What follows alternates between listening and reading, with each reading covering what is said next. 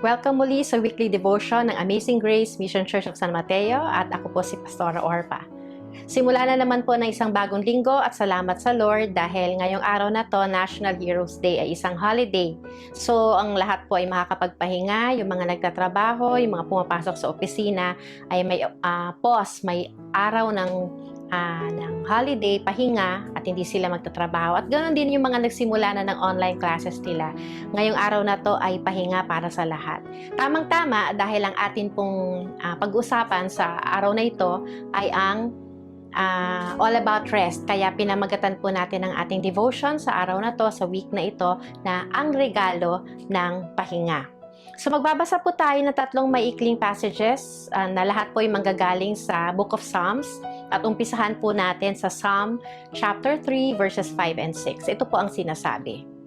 At dahil iniingatan niyo ako, nakakatulog ako at nagigising pa. Hindi ako matatakot kahit ilang libo pang kaaway ang nakapalibot sa akin. So sabi po nung writer ng specific na psalm na yan, na dahil iniingatan daw siya ng Panginoon, nakakatulog siya at magigising ulit sa susunod. Dahil hindi siya takot, ibig sabihin, assured siya na kahit matulog siya, siya ay protected dahil ang Panginoon ang tagapag-ingat niya. So, ang susunod pong babasahin natin ay galing naman sa Psalm chapter 4 verse 8 at ang sinasabi po rito ay, kaya nakakatulog ako ng mapayapa dahil binabantayan niyo ako, Panginoon. So, parang pareho din po yung tono na nakakatulog siya ng mapayapa, na mahimbing, peaceful dahil alam niya binabantayan siya ng Panginoon. At panghuli, Psalm 127 verse 2. Ito naman po ang sinasabi. Walang kabuluhan ang pagising ng maaga at pagtulog ng gabing-gabi sa pagtatrabaho upang may makain. Dahil ang Panginoon ang nagbibigay ng mga pangangailangan ng kanyang mga minamahal. Kaya kahit sila'y natutulog. So kahit daw po natutulog tayo, ang Diyos ay patuloy sa pagbibigay ng ating pangangailangan.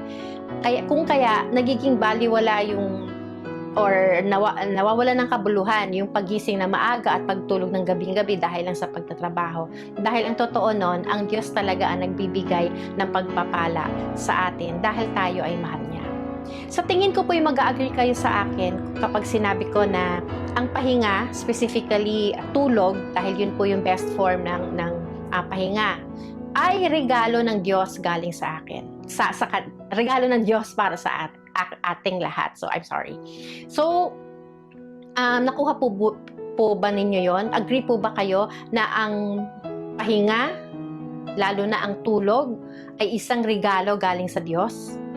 It's such a blessing to be able to pause and rest from the usual hustle and bustle of life. Yung dami ng pinagkakabisihan natin at inaasikaso, pagtatrabaho, gawaing bahay at lahat ng yan, yun po nagiging dahilan para tayo mapagod ng husto. Kung kaya't kapag merong mga holiday na katulad po ngayong araw na to, walang pasok sa opisina at walang pasok sa mga eskwelahan, tuwang-tuwa po tayo dahil magkakaroon tayo ng pagkakataon na huminto, na magtrabaho at magpahinga. Ang sarap po ng pakiramdam natin pagka ang tulog po natin ay sapat, kapag mahaba ang tulog natin, quality yung sleep na meron tayo. At kapag tayo po ay nakakatulog ng maayos at mahaba, masarap po ang ating pakiramdam at magaan, lalo na po pag tayo po ay nagising na. Mas kalmado tayo, mas mahaba ang pasensya, hindi madaling uminit ang ulo natin kapag katama ang ating tulog, at mas malakas tayo. Ibig sabihin tayo po ay nakakapag-relax at nakakabawi yung ating katawan. So, nadadagdagan yung ating kalakasan or ito ay nare-refresh after nating matulog. And science also supports this. Ayon sa science po, maraming benefits ang tulog. Isa po rito yung tinatawag na brain plasticity. Ang brain plasticity ay yung abilidad ng utak natin na tumanggap ng mga data galing sa mga senses. Yung mga nakita ng mata natin, yung nabasa natin, yung narinig natin, yung naamoy natin, yung naramdaman natin, lahat ng mga data na nanggaling sa ating mga senses, pumapasok po yan sa ating utak at pinoproseso ng ating utak. So kapag tayo daw po ay natutulog ng maayos at mahaba at quality ang ating tulog, ang atin daw pong utak ay nagkakaroon ng abilidad na iproseso ng maayos lahat ng mga data at information na tinanggap niya at nagiging maayos po ang pag-iisip natin at yung pagproseso. So kapag tama ang oras ng tulog natin, mas malaki ang kakayanan ng ating utak na mag-process ng mga data na ito at yung mga natutunan natin sa buong maghapon. Kapag sapat din po ang ating tulog, mas matalas ang ating memory, mas mabilis tayong makapag-memorize, makatanda. At sa kabilang banda, kapag katukulang naman po tayo ng tulog, we are deprived of sleep, then nahihirapan po yung ating utak na magproseso ng mga natututunan natin, nabasa natin, napanood natin, narinig natin, at nahihirapan din po siyang mag-memorize o nagiging mapurol ang ating memory. Sabi rin po ng science, kapag may sapat tayong tulog at pahinga, na tutulungan nito yung brain natin na tanggalin yung mga na-damage na cells at ito'y palitan ng bago. Kasi hindi po natin namamalayan, pero sa araw-araw, sa buong araw, meron po tayong mga cells sa ating katawan na namamatay o nadadamage. At ito po ay kusang napapalitan ng ating katawan, ng ating utak. Pero ang tulog po, kapag enough ang ating tulog, mahaba, quality ang ating sleep, then tayo ay natutulungan na yung isip natin at ang ating katawan ay nagiging mas mabilis ang kanyang pag-repair ng mga damaged cells at pag-replace kung kailangan talagang i-replace ang mga bagay na ito. So while we are asleep, actually God does or performs His surgery upon us. Para po siyang doktor na habang tayo natutulog, inaayos niya yung ating katawan, yung ating isip, at pinapalitan niya yung ating mga damaged cells and parts ng ating katawan na hindi na gumagana at pwedeng palitan ng kusa ng ating katawan. Amazing ho, hindi ba? Napakabuti ng Diyos at napakaganda nung blessing ng tulog at sleep at pahinga na ibinigay niya sa atin. Spiritually speaking, ang ating pagtigil sa ating mga pinagkakaabalahan, sa mga ginagawa natin, gaano man tayo ka-busy o gaano man karami ating ginagawa, kapag tayo po'y tumigil at nagpahinga, ito po'y pagpapakita ng kababaang loob natin, humility, o yung pagpapakita na ina-admit natin ng ating Diyos ay ang pinanggagalingan ng lahat ng bagay at ina-admit natin na sa Kanya tayo aasa dahil ang ating mga sarili, ang ating mga katawan, ang ating katauhan ay may limitasyon. So it's like sleeping or taking a rest. It's like admitting to God that we have limitations. As human beings, we have limitations. That we can only do so much and that we need God's help. So sleeping is believing that as we rest and take a break, God continues to work and accomplish things for us. And acknowledgement din po natin yung pagtulog na kaya tayong palakasin ng Diyos dahil tayo'y mahina at nanghihina. Limitasyon po natin yon. Walang tao na pwedeng magtrabaho at gumawa ng walang tigil na i-expect mo na magiging malakas siya ng tuloy-tuloy ng mahabang panahon. May limitasyon po ang ating katawan, may limitasyon ang ating pagkatao. At kapag tayo po yung nagpapahinga, we are actually telling the Lord na, Lord, hindi ko kaya ng dire-diretso, hindi ko kaya ng ako lang, kailangan ko magpahinga at kailangan kong humingi ng lakas galing sa'yo. And sabi ng ating pong pinasa kanina, He grants sleep to those He loves. Ibinibigay ng Diyos ang tulog, ang pahinga sa mga mahal niya. Yun po ang sabi niya sa Psalm 127 verse 2.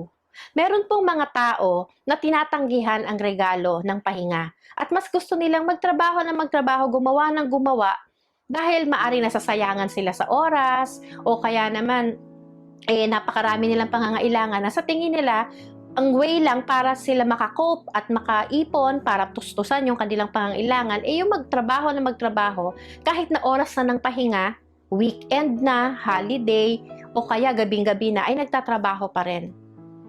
Yung iba naman po, dahil sa sobrang pagtatrabaho at sobrang hindi na kayang i-manage yung kanilang i-balance yung kanilang oras, even yung mag-church ng isang beses sa isang linggo, yung tumigil para mag-meditate, magbasa ng salita ng Panginoon at manalangin sa Kanya, nawawala na rin po sila ng oras. Ito po ay isang sign na ang taong mga ganon ay walang tiwala sa kakayanan ng Diyos na tulungan sila. Kung kaya mas gusto pa nilang magtiwala sa sarili nilang kakayanan kaysa umasa sa tulong ng Diyos. Sa madaling salita, kapag tinatanggihan po natin ang regalo ng pahinga at tulog, nagpapakita po tayo ng kawalan ng tiwala sa Diyos at pagdedepende sa Kanya. At sa kabilang banda, nagdedepende na tayo sa ating sarili para sa ating mga sariling pangangailangan. Hanggang sa dumating yung punto na mapagod na, manghina, at magkasakit. At kapag nangyari po yun, that's the time na ma-realize natin, ay o nga pala, tao lang ako. May limitasyon ako. Hihingi ka ngayon ng tulong sa Diyos. Maghihingi ka ngayon ng kagalingan sa Diyos at manghihingi ka ngayon sa Kanya ng lakas. Huwag tayong matakot tumigil sa ating mga pinagkakaabalahan at magpahinga kahit gaano karami ang ating mga pangangailangan. Ang sabi po ng Psalm 127 verse 2, uulitin ko po yung binasa natin kanina, walang kabuluhan ang paggising ng maaga at pagtulog ng gabing-gabi dahil sa pagtatrabaho upang may makain. Dahil ang Panginoon ang nagbibigay ng mga pangangailangan ng kanyang mga minamahal kahit sila'y natutulog. Hindi po ibig sabihin nito na wag na tayo magtrabaho o kaya papetiks-petiks na lang tayo, anyway, tutulungan tayo ng Diyos, o para tayong si Juan Tamad na hihiga na lang sa ilalim ng puno para hintayin na bumagsak ang prutas. Hindi po ganun ang turo. Ang ibig po sabihin nito, wag nating sagarin ang ating mga sarili na nagigising ka ng sobrang aga, magtatrabaho ka at titigil ka ng gabing-gabi sa pagtatrabaho na hanggang weekend na dapat nagpapahinga ka na, hindi ka magpapahinga, magtatrabaho ka pa rin dahil gustong-gusto mo makaipon at sa tingin mo yun lang ang paraan para ma-support yung mga pangangailangan mo. At nakakalimutan mo na binigyan ka ng Diyos ng 5 araw na pagtatrabaho, 2 araw para magpahinga, at 1 araw nga lang ang hinihingi niya para ituon po naman yung iyong atensyon at oras sa Kanya, sa pagpe-pray, sa pakikinig ng salita, sa pakikipag-fellowship, at sa pagpupunta or pag-join sa mga worship services. Ang Diyos ang source ng lahat ng ating mga pangangailangan, mga kaibigan ko.